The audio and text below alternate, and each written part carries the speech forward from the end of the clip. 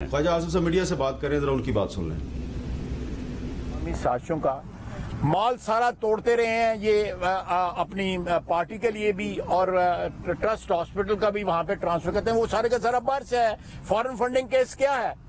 बाहर के ममालिक इनको फंड करते रहे हैं। गैर जो मुस्लिम जो हैं, गैर पाकिस्तानी जो हैं, जो पाकिस्तानी ओरिजिन के लोग नहीं हैं, वो इनको फंड करते रहे हैं। इंडिया फंड करता रहा है, इजराइल फंड करता रहा है। हम पे गैर मुल्की साजिश का इल्जाम लगाते हैं ये जब। और दूसरा सबसे बड़ी बात है, मैंने 2-3 फिक्रे उनके सुने हैं, वो मजहब पे आजकल बड़ा जोर दे रहे हैं। देखें, इस मुल्क में बहुत ज्यादा ऑलरेडी तफरके हैं, बहुत ज्यादा तफरीक है। मजहब के नाम पे इस मुल्क को डिवाइड ना करें, मजहब को सियासत में ना घसीटें। सियासत में बहुत सारे ऐसे काम होते हैं जो पसंद नहीं किए जाते, मैं उनकी तफसील में नहीं जाते। हमारा मजहब जो है वो हमारा ईमान है, हमारे वजूद का जो है एक रीजन है, वो हमारे वजूद का जो है उसकी वजह से है सारा कुछ जो है। उसको मजहब को बार बार के शैतान जो है वो पहले ये था, फिर वो ये हो गया, फिर ये। अब वो आलम दीन भी बन गए हुए हैं। सियासत उनको आई नहीं है 4 साल में, अब वो आलम दीन बन गए हैं। पता नहीं क्या क्या बन जाएंगे। परसों जो है तरसों जो है अगर वो हो गया जो है वोट ऑफ नो कॉन्फिडेंस पास हो गया, तो हो सकता है जंगलों की राह ले लें, कोई और को साधु बन जाए, कोई पीर फकीर बन जाए, लम्मा जाए कुर्ता पा के जड़ा है बाजारें फिरने शुरू कर दें। तो ये अच्छा नहीं लगता। ये अच्छा नहीं लगता कि वजीर आजम के ओहदे पे एक ऐसा शख्स बैठा हो, वो कम अज कम अपने ओहदे की जो है इज्जत और आबरू और तकद्दस का तो एहतराम का तो ख्याल करे। अगर आज फौजी क़यादत उनके साथ बैठी हुई थी तो ये फौजी क़यादत को बुलाते, जिस तरह आज बुलाया उन्होंने, तीनों चीफ्स आए हुए थे, जॉइंट चीफ आए हुए थे, उनको बुलाते। 7 तारीख को आपको आया, 8 तारीख को बुलाते, 9 तारीख को बुलाते, 10 को बुलाते, 12 को, 18 को, 19 को बुलाते, 21 को बुलाते, 27 तारीख को जलसे में अनाउंस किया, जेब में से निकाल के कागज जो है लहराया, और फिर उसके बाद रोना शुरू कर दिया। ये तो कहता था मैं तुम्हें रुलाऊंगा, खुद रोना शुरू कर दिया उधर। तो ये इस किस्म के ढकोसले जो है पाकिस्तान की आवाम की इज्तिमाई शऊर की तौहीन है कि वो ये इस चीज को जो है बाय कर लेंगे, या इस बात को जो है उसके ऊपर यकीन कर लेंगे। इसमें कोई शक शुबा नहीं है कि इस वक्त तक अमेरिका जो है एक ऐसी वाहिद ताकत है जो हमारे लिए बहुत सी माशी मुश्किलात जो है वो जो है क्रिएट कर सकती है। हमें तमाम मुल्कों के साथ अच्छे ताल्लुकात चाहिए। हमारे रीजन के अंदर हमारे दोस्त मौजूद हैं, चीन मौजूद है, हमारे अरब भाई मौजूद हैं, गल्फ के ममालिक मौजूद हैं, रूस मौजूद है। हमें सबके साथ अच्छे ताल्लुकात चाहिए। हमें अपने अंदरूनी मामलात को मद्देनजर रख के या अपने मफादात को मद्देनजर रख के किसी मुल्क के साथ जो है अपने ताल्लुकात खराब नहीं करने चाहिए। मकसद कोई और है और उसके लिए जो है टारगेट किया जा रहा है। अमेरिका जो है अगर जो है वो चाहे तो इस वक्त पाकिस्तान के लिए इतनी माशी जो है डिफिकल्टीज क्रिएट कर सकता है कि मैं समझता हूँ कि हो सकता है हम जो है जो हमारा ऑयल बिल जो है अदा करने के लिए हमारे पास पैसे ना रहें। ऑलरेडी जो माशी हालात जो है हमारे इंतहाई मखदूश हैं। ये सारे वेंटिलेटर जो है ना ये लगे हुए हैं, अमेरिका की मर्जी से लगे हुए हैं। अमेरिका चाहे तो ये सारे के सारे जो हमें जो इस वक्त ड्रिप्स लगी हुई हैं या वेंटिलेटर लगे हुए हैं, सारे के सारे ऑफ हो जाते हैं। तो हमें तल्लुकात उनके साथ जरूर रखने चाहिए, खुद निसारी की तरफ जरूर सफर करना चाहिए, ताकि हम उनके जो है इस तरह मातहत ना हो जाएं, ताबे ना हो जाएं माशी तौर के ऊपर। लेकिन इस वक्त इस चीज को सियासी मकासद के लिए जो है वो इस्तेमाल करना जो है इस शख्स का जो है ये शख्स इस वक्त पाकिस्तान के वजूद के लिए, हमारी मईशत के लिए, अवाम के लिए जो महंगाई की चक्की में पिस रहे हैं उनकी अटेंशन डाइवर्ट कर रहा है, उनकी तवज्जो जो है दूसरे इश्यूज की तरफ मबजूल कर रहा है। तो ये खतरनाक हो चुका है। हमने इसको फारग करने का पूरा मंसूबा तैयार करके उसको आखिरी हद तक पहुंचा दिया है। आज आपने हाउस में देखा कि ये हमें फेस नहीं कर सके, उठ के चले गए ये सारे के सारे। एक जो है लीव इन्होंने मांगी, वो जो है हमारे 170 बंदे बैठे हुए थे और इनके 40-50 लोग बैठे हुए थे। ये आखिरी रसूमात इनकी अदा होने वाली है इंशाअल्लाह ताला जो है इतवार को। ये आखिरी उनकी कोशिश है किसी न किसी तरह जो है अपनी सियासी जो है वो जो उनकी खात्मा होने वाला है उसको किसी तरह रोक लें। बाकी इस चीज में कोई साजिश नहीं है, कोई बैनुल अक़वामी पुष्पनाई नहीं है, کوئی کسی ملک کی مداخلت نہیں ہے. ہم اگر اپنے فیلئر جو ہیں وہ احمد ندیم قاسمی کا شعر ہے کہ ظالموں کی عجب منطق ہے کہ آسمانوں سے وبال آتے ہیں, اپنے اعمال کا سارا بوجھ اللہ پہ ڈال آتے ہیں. میرا مطلب اپنے اعمال ہیں آپ لوگوں کے. آپ نے 4 سال میں اس ملک کا جو ہے سارا کا بیڑا غرق کر دیا ہے, اور کبھی کسی پہ الزام, اپوزیشن پہ الزام دے رہے ہیں, کبھی کسی پہ الزام دے رہے ہیں, اور پھر یہ ہے کہ اپنی تقریر میں امریکہ کا نام بھی انہوں نے لے لیا. پہلے نام نہیں لے رہے تھے, اب نام بھی لے لیا ہے.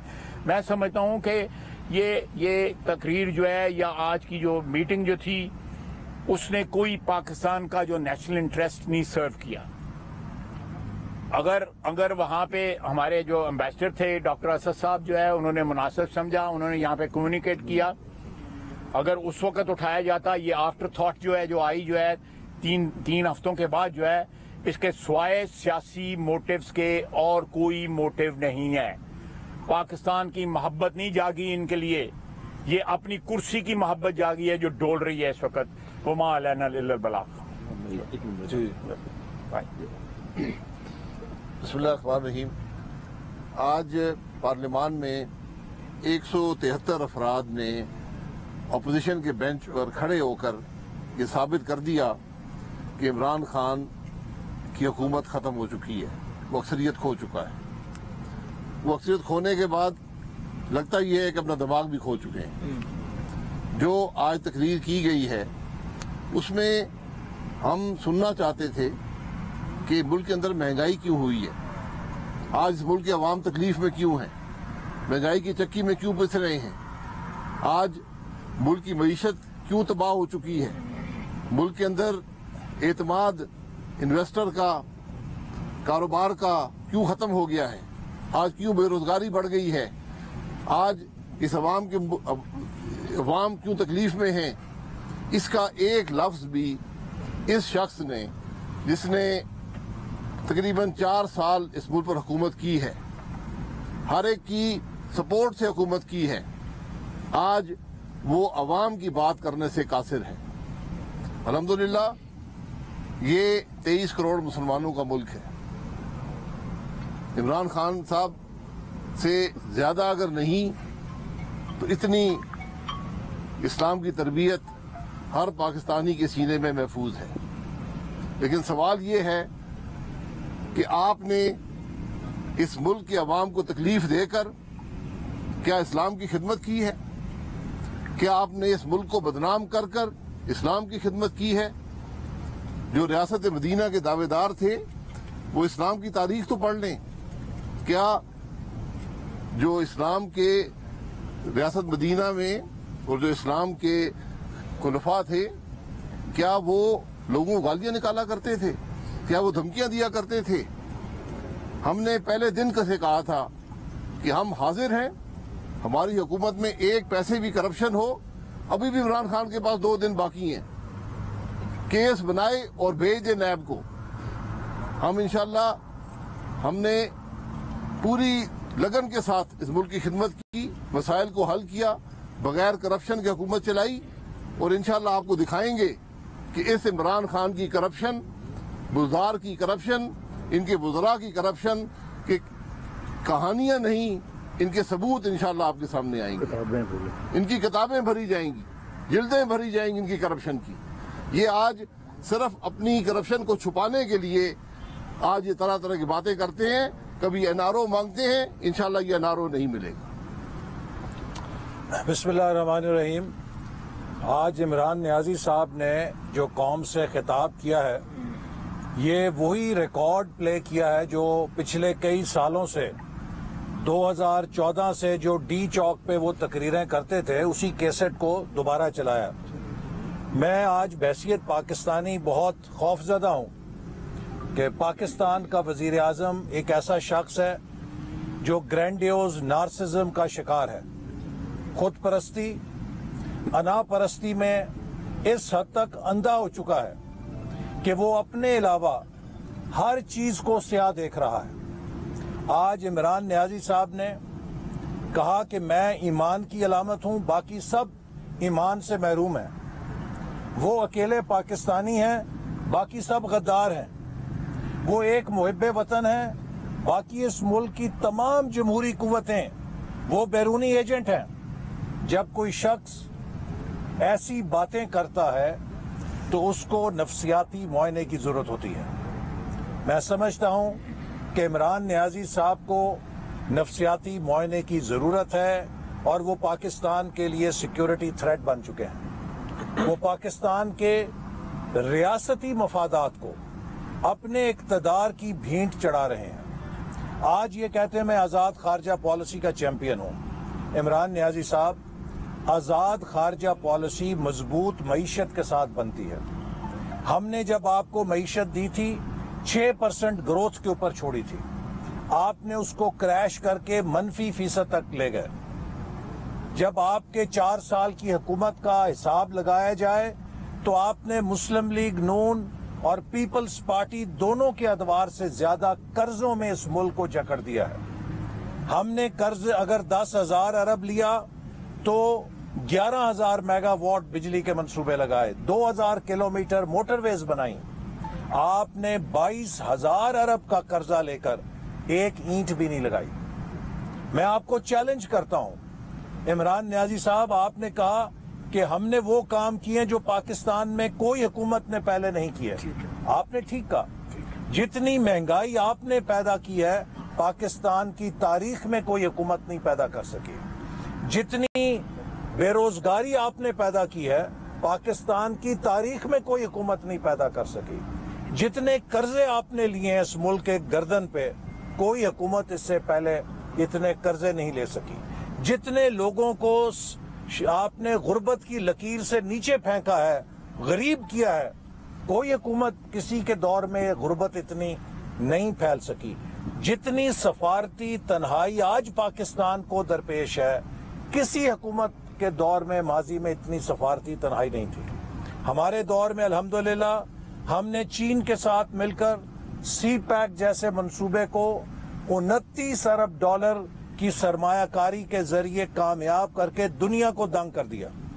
اور 2017 میں امریکہ کے سفیر، برطانیہ کے سفیر، یورپ کے سفیر، جاپان کے سفیر ہمیں آ کر پوچھتے تھے کہ ہم سی پیک میں کہاں سرمایہ کاری کر سکتے ہیں. اور آپ کا دور ہے کہ آپ نے جو آزاد خارجہ پالیسی دی، کوئی پاکستان کا دوست ملک نہیں چھوڑا جس کے آگے کشکول لے کر آپ نہیں کھڑے ہو گئے ہیں. جناب عمران نیازی صاحب، کشکولوں کے ساتھ آزاد خارجہ پالیسی نہیں بنتی. آپ کس کو دھوکہ دے رہے ہیں؟ آپ نے پاکستان کی خود مختاری کو داؤ پہ لگایا اپنی ناکام معاشی پالیسیوں کے ذریعے. آپ پرائم منسٹر تھے، آپ پرائم لیکچرر نہیں ہیں. جو کوئی مسئلہ ہوتا ہے آپ نسیم حجازی کا ناول کھول کے بیٹھ جاتے ہیں، آپ لیکچر تاریخ پہ دینا شروع کر دیتے ہیں. آپ کے لیکچروں سے اس ملک کا کون سا مسئلہ آپ نے 4 سالوں میں حل کیا ہے؟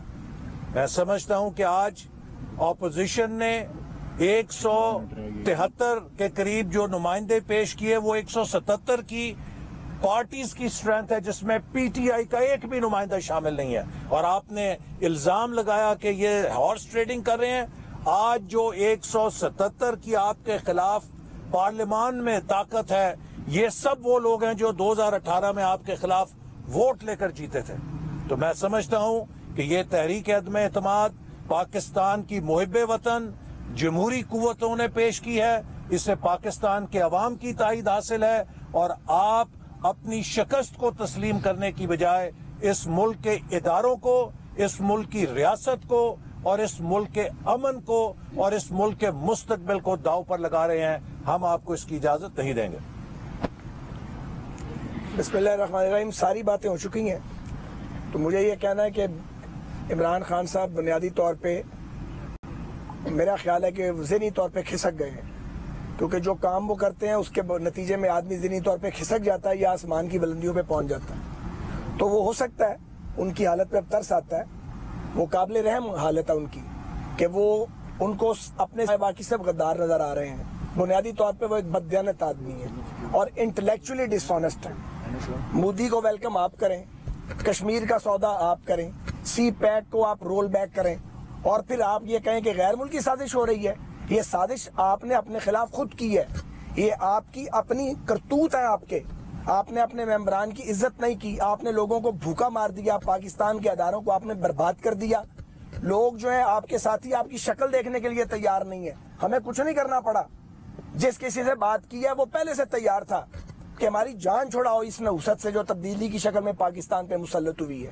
میرا سوال صرف یہ ہے, سی پیک گیم چینجر تھا اور سی پیک ہم پاکستان میں لے کے آئے اور مغرب کی بہت سی قوتوں کو یہ پسند نہیں تھا, سپر پاورز کو بھی پسند نہیں تھا. تم نے سی پیک کو رول بیک کیوں کیا؟ کوئی پروجیکٹ بتاؤ جو سی پیک کے نیچے تم نے چلایا ہے اور اس کو مکمل کیا ہے. سارے پروجیکٹ تو وزیر اعظم نواز شریف اس وقت کے اور حسن اقبال صاحب اور یہ ساری ٹیم کام کرتی رہی ہے. تو آدمی کو کچھ شرم حیا ہونی چاہیے. ان کے شرم حیا عمران خان آپ کے نزدیک سے نہیں گزری اور اب فیس سیونگ مانگتے ہو. فیس سیونگ وہ آدمی مانگتا ہے جس کی اپنی آنر ہوتی ہے. اگر کوئی آنر ہے تو ریزائن کرو. اور خواجہ آصف صاحب کے الفاظ میں کلین بولڈ ہو گئے, اب پچ پہ لیٹ گیا, میں نے پچ نہیں چھوڑنی. تو بھائی اس طرح نہیں چلے گا. آپ کا یہ بھاشن ان لوگوں کے لیے ہے جو سمجھتے ہیں کہ آپ کوئی ستی سوتری ہے.